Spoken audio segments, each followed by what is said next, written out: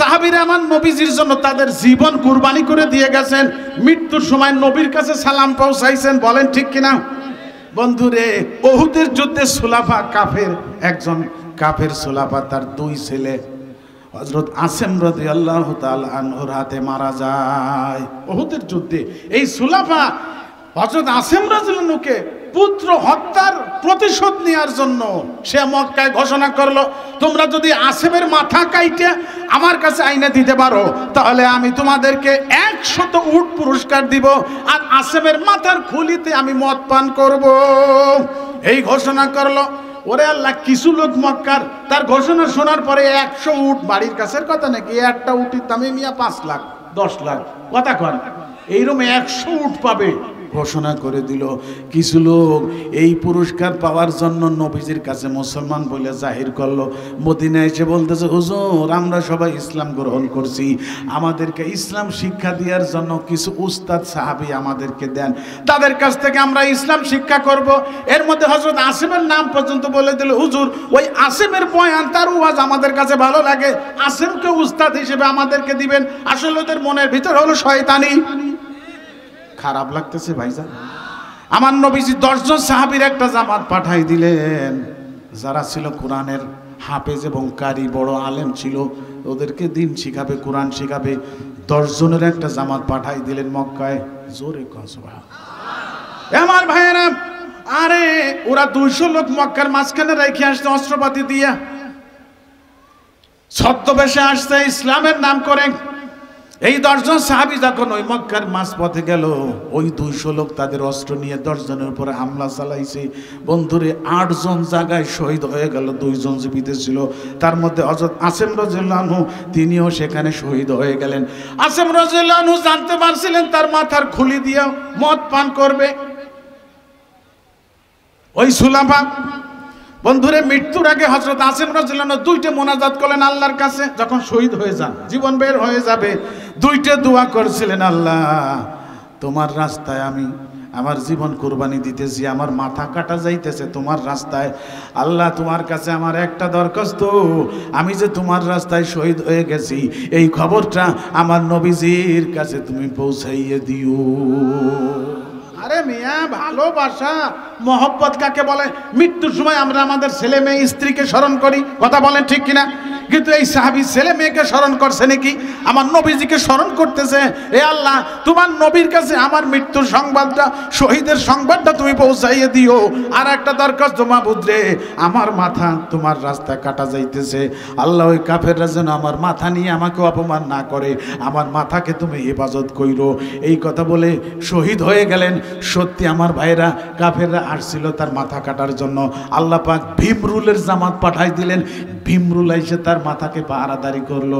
জোরে কন সুবহানাল্লাহ।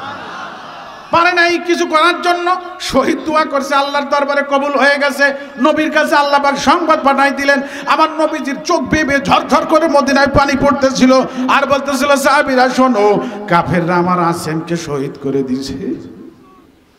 আমার ভাইরা, 2 জন জীবিত ছিল, একজন হল হযরত খুবাইব রাদিয়াল্লাহু তাআলা আনহু, আর একজন হলেন হযরত যায়েদ ইবনে দাসানা রাদিয়াল্লাহু তাআলা আনহু। ওদেরকে ওরা বেঁধে নিয়ে ধরে নিয়ে চলে গেল মক্কায়। মক্কায় নেওয়ার পর ওরা বিক্রি করে দিল।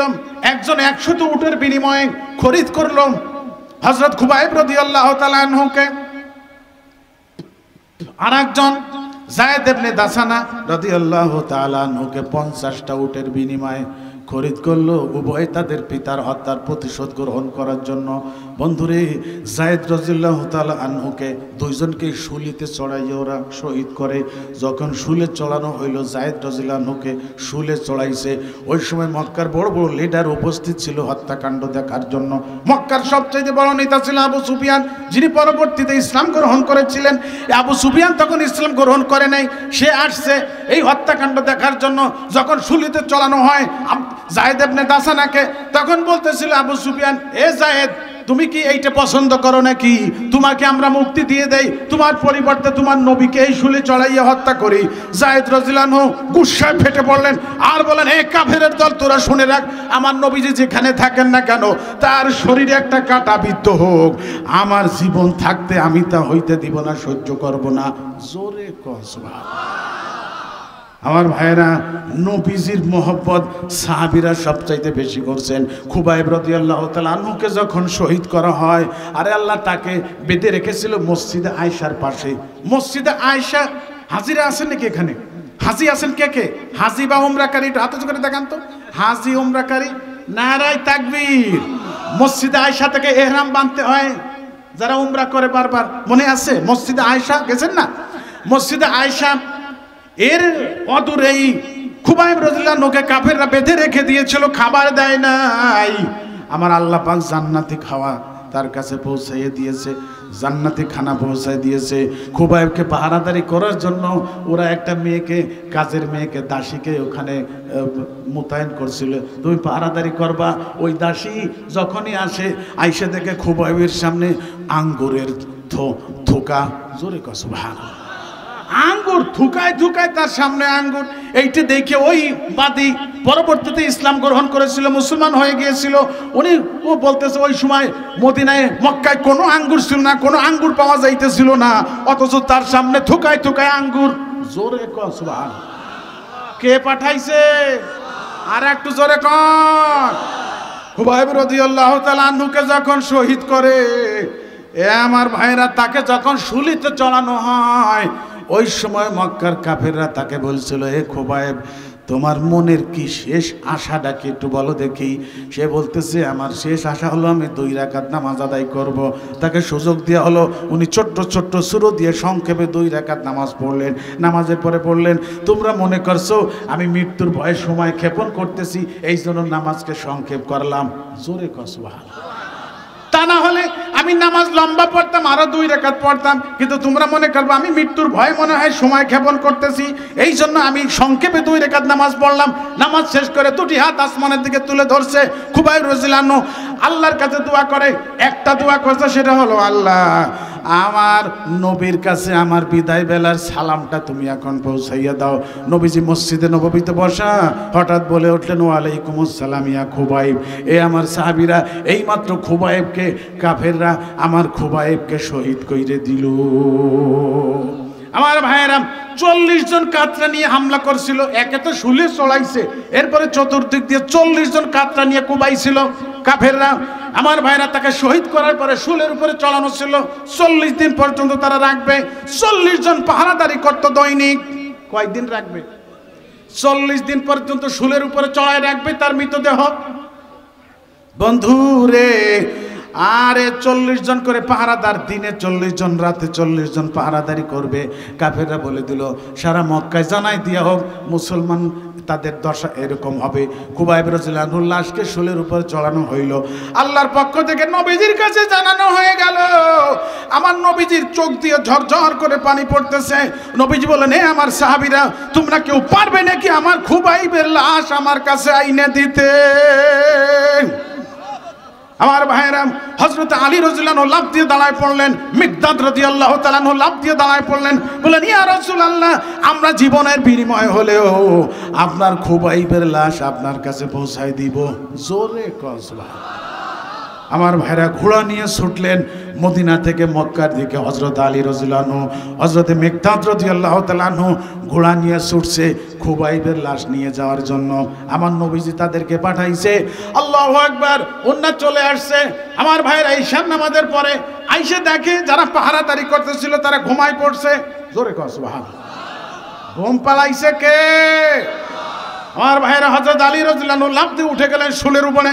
ওখান থেকে খুবাইব রাদিয়াল্লাহু আনহুকে কোলে করে, আরে আল্লাহ, কোলে করে নিচে নামাইয়া ঘোড়ার উপরে বসাইলেন। বন্ধুরে, মাঝখানে শুয়াইছেন কোলে করে। হযরতে আলী রাদিয়াল্লাহু আনহু মাঝখানে বসাইছেন কোলে করে, আর মিকদাদ রাদিয়াল্লাহু তাআলা আনহু ঘোড়া চালাইতেছিলেন। আমার ভাইরা রওনা করছে লাশ নিয়ে। আর কাফেরদের ভিতরে খবর হয়ে গেছে যারে মুসলমানেরা খুবাইবের লাশ নিয়ে চলে যাইতেছে। সারা এলাকার মানুষ চতুর্দিক দিয়ে অস্ত্র নিয়ে বের হয়ে গেছে, ওনাদেরকে ঘেরাও করে ফেললেন। এখন কি করা যায়? আমার উস্তাদের কাছে শুনেছি আমার নবীজি খুবাইবের ব্যাপারে আলীর কাছে মিকদাদের কাছে আমার নবীজি সংবাদ পাঠাই দিছে তোমরা কি করো, যেহেতু ঘেরাও করে ফেলাইছে কাফেররা, তাহলে আমার সাহাবীর লাশকে তোমরা মাটিতে রাইখে দাও, এই মাটি তাকে গ্রাস করবে, মাটি তারা ভিতরে নিয়ে নেবে, ওরা আমার খুবাইবের লাশের কোনো ক্ষতি করতে পারবে না। নবীর পক্ষে যখন ওদেরকে ইশারা করা হইল, তখন দ্রুত ঘোড়া থেকে নিচে নামায় রাখলেন খুবাইবের লাশ। নামানোর সঙ্গে সঙ্গে মাটি ভাগ হয়ে গেল, মাটির ভিতরে খুবাইবের লাশ চলে গেল, ওরা আর খুঁজে পাইল না। একটু জোরে সরে কোন সুবহানাল্লাহ। আমার ভাইরা, নবীজিকে যারা বেশি মহব্বত করবে, আমার নবী বলেন তারা আমার সাথে জান্নাতে থাকবে। এবার নবী যেই জান্নাতে থাকবেন, সেই জান্নাতের চাইতে শ্রেষ্ঠ জান্নাত আর আছে? আর একটু জোরে কন। তাহলে আমরা আমাদের নবীজির সাথে জান্নাতে যাইতে চাই। কার কার ইচ্ছা, তো দুই হাত উঁচু করে আল্লাহকে দেখান। নারায়ে তাকবীর। হাত নামান। আল্লাহ আমাদের সবাইকে তোমার নবীজির সঙ্গে জান্নাত দিও। সবাই একটু জোরে সরে বলেন আমিন। তাহলে নবীজির মহব্বত এই দিলের ভিতরে দিনেও রাতেও 24 ঘন্টা সার্বক্ষণিক আমার নবীজির মহব্বতে দিলের ভিতরে জায়গা করতে হবে। কথা কন ঠিক কিনা? আমার ভাইরা, নবীজির মহব্বত কেমন? শুধু মুখেতে বললাম নবীজিকে আমি মহব্বত করি, মুখে বললে হবে না, কাজে প্রমাণ দেওয়া লাগবে। আমার নবীজি কি বলে দিয়েছেন? মান আহাব্বা সুন্নতি ফাকাদ আহাব্বানি ওয়া মান আহাব্বানি কানা মাই ফিল জান্নাহ। আমার নবীজি বলেন, আরে আমাকে মহব্বত করবা কিভাবে তোমরা তো জানো না, আমি বলে দেই। আমার সুন্নতকে যারা মহব্বত করবে, ওরাই আমি নবীজিকে মহব্বত করছি। নবীজির সুন্নতকে যারা মহব্বত করছে, তারাই একমাত্র নবীজিকে মহব্বত করেছে। কথা কন ঠিক কিনা? তাহলে নবীজির যত সুন্নত আছে, সমস্ত সুন্নত আমরা আমল করব, তাহলে নবীজির ভালোবাসা আমাদের হয়ে যাবে। আর নবীজিকে যারা ভালোবাসবে, নবীর সঙ্গে জান্নাতে থাকবে। ঠিক কিনা জোরে কন? রাজি আছি ভাইজান? এখন নবীজির সুন্নত আমরা আমল করব, এর জন্য একটা কৌশল আছে, এর একটা হিকমত আছে। সেটা হলো কি, সত্যিকারের নবীজির সুন্নত যারা পালন করে, তাদের সঙ্গ লাভ করতে হবে। এজন্য হাদিসে পাকে নবী বলেন, আলাইকুম বিমুজালাসাতিল উলামা, হে আমার উম্মত তোমরা আলেমদের মজলিসে বসো। কার মজলিসে? কারণ আলেম হলো নায়েবে রসুল, নায়েবে নবী। তোমরা আলেমের কাছে যেয়ে বসো, তাদের হাতে হাত থেকে মুসাফা করো, তাদের সঙ্গে কথা বলো। একটা হাদিসে আছে, আলেমকে মহব্বত করে আলেমের সঙ্গে কেউ যদি 2 লুকমা খানা খায়, আল্লাহ তাকে 2টা জান্নাত দান করবে। এই মাদ্রাসা এখানে আলেম তৈরির কারখানা, কোরআনের হাফেজ তৈরির কারখানা। কথা বলেন ঠিক কিনা? মাদ্রাসার বড় হুজুর আল্লামা কারামত আলী সাহেব দামাত বারাকাতুহু, উনি এমনভাবে মুস্তাজাবুদ দাওয়াত, এমনভাবে আল্লাহ পাক ওনার দোয়া কবুল করছেন। এখানে প্রতি বছর লক্ষ লক্ষ টাকা খরচ হয়। সরকারি বাজেট আছে না? সরকারি বাজেট আছে। এই লক্ষ লক্ষ টাকা সারা ফরিদপুর জেলার মধ্যে সবচাইতে বড় লিল্লা বোর্ডিং এই মাদ্রাসায়। আপনি খোঁজ নিয়ে দেখেন, যত মাদ্রাসা আছে ফরিদপুর জেলার মধ্যে সবচেয়ে বড় লিল্লা বোর্ডিং এই মাদ্রাসায়। তো এত খানা, এত টাকা, কোনো সরকারি কোনো অনুদান বরাদ্দ নাই, বাজেট নাই। কোথা থেকে এটা আসে? ওই যে উনি তো তেমন কোনো ক্লাস নেন না, সব সময় আল্লাহর ধ্যানে মাদ্রাসা সাইডে কোনো জায়গায় যান না। আমরা আমাদের আলেমদেরকে আপনারা বাজারে দেখেন ঘন ঘন ঘোরাফেরা করবার। আল্লামা কারামত আলী সাহেবকে বাজারে সদাই করবার দেখছেন জীবনে কোনো দিন? সব সময় আল্লাহর ধ্যানে এখানে পড়ে আছেন। এর আগে একবার শুনছি অসংখ্য কেরামতি ওনার আছে। একবার 10,000 টাকা লাগবে, তাও হুজুর বলছে যে 10,000 টাকার দরকার ছিল মাদ্রাসা।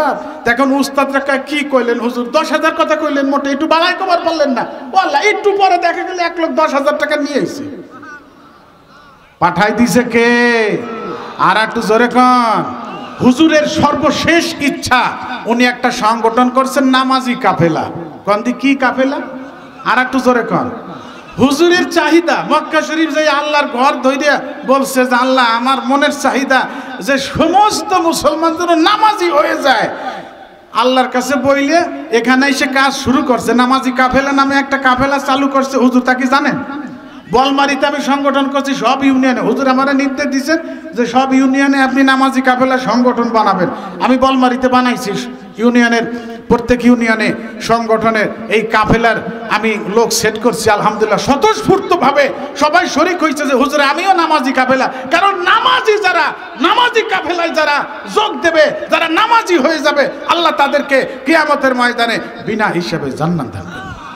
তাহলে আমরা সবাই হুজুরের এই বানানো সংগঠন নামাজি কাফেলায় সবাই যোগ দিব তো? আর একটু জোরে কোন। বিভিন্ন জায়গায় নামাজি কাফেলার নামে হুজুর যে প্রোগ্রাম করেন, মাহফিল করেন, নামাজি কাফেলা, সবাই যাতে নামাজি হয়। যখন আপনার কানে সংবাদ আসবে যে অমুক গ্রামে অমুক জায়গা নামাজি কাফেলার সমাবেশে ডাক দিছে, বলো হুজুর যাবেন তো? ঝাঁপাই পড়বো তো ইনশাল্লাহ আমরা। আল্লাহ পাক আমাদের সবাইকে কবুল করুন, তৌফিক দান করুন। যা কিছু আলোচনা হলো আল্লাহ পাক আমাদেরকে আমল করার তৌফিক দান করেন। সবাই বলি আমিন। আমার ভাষায় ব্যবহারে আবার কষ্ট নিচ্ছেন নাকি? দোয়া করবেন তো আমার জন্য। আমি তো আপনাদের মহব্বত করি, আপনারাও তো করেন। এই মহব্বত যেন আল্লাহ পাক চিরদিন রাখে। আল্লাহ যেন আমাদেরকে এক জান্নাতে রাখেন একসঙ্গে। সবাই বলেন আমিন।